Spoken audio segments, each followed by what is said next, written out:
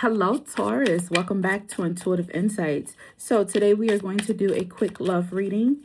This love reading is going to be a 3-card spread, and it is going to tell us who is coming into your life, how they're coming into your life, and also when. We're going to look at time frames, okay? Then we'll look at the underlying energy too. You know, the card at the bottom of the deck. Wow, 7 of Swords. Okay, so you could be dealing with somebody that's shy. Seriously, I got 7 of Swords for Aries. And I shuffle the hell out of these cards. And the reason why I say that is because I upload the videos separate. So even while the videos are like uploading, I sit there and I just shuffle, you guys. Anyways, so that's kind of interesting. And I don't do it the same way. I like cut the deck. I go back and forth. Anywho, so you have 7 of Swords. So this could be an Aquarius. I will say this is a person that has some awkwardness to them. They could be quite shy, a very reserved individual. Because when you look at the 7 of Swords, you know, very stealthy. This is someone that probably goes back and forth. They can kind of cycle in their head all the time when it comes to approaching someone. Now, if it's in another reading and you got 7 of Swords, that person has formulated a plan and they are doing, you know, actioning on it like a sneak attack. So, I mean, with saying that, we could say this could be someone that is, wow, because if you was dealing with the Aries, which one of y'all gonna bust a move? Okay, anyhow, with that being said, this could be an individual that is very calculated in their movements. So when it comes to the matter of love, when it comes to Aquarius, Aquarius never comes direct to their person. You know, they like you. They kind of come at you as like a friend. You know, I guess that is like a sneak attack because, you know, the friend route is like an end away. Anywho, so you could be dealing with the person, yeah, an Aquarius, someone that's very reserved, very quiet, but they stand alone. So it's not someone that, wow, Aquarius is kind of catch-22 because are they easy to spot in the crowd? Yes, because of how they move. But do they blend in the crowd too? Yes. All right, so when or how? All right, you got Wheel of Fortune. So unfortunately, I don't believe this is somebody new. What I will say is this is probably an individual you haven't talked to in a long time. Time has run its course.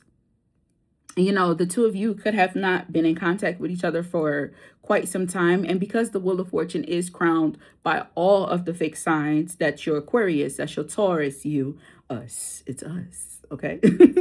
Also, it's your, did I say, it's Leo, and then it's also, who am I missing? Scorpio, all right?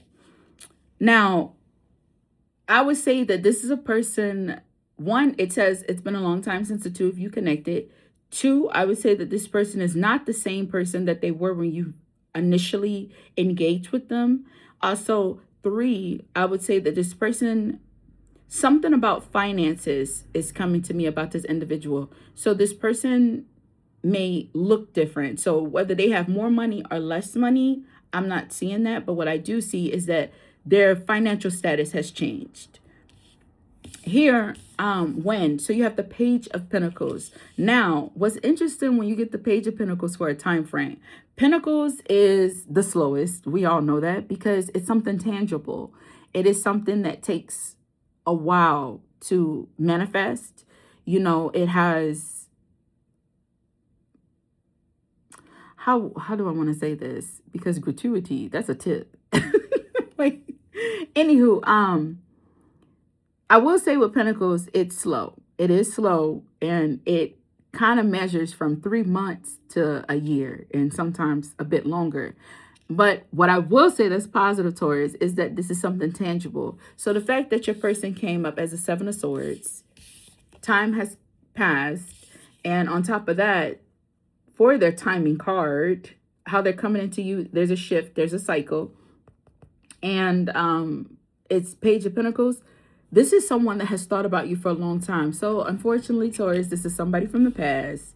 It ain't nobody new, but they coming in new. You know, they coming in fresh. So maybe their mindset, especially with it being Pentacles, when it comes to money and building or just stability in general, we can honestly say that Taurus, Capricorn, and Virgo go through the most transformations, especially when it comes to the earthly realm, right? Because we got Venus, we have Mercury, and then we have Saturn.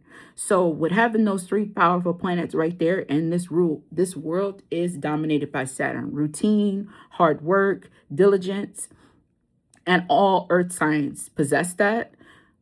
This is someone that, one, I feel like you could have put on the back burner.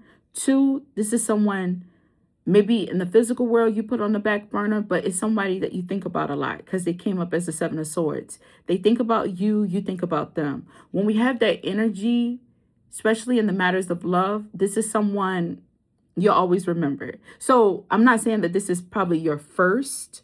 This is someone, that have that impact. We always remember our first. You can have many others after, but we remember the first.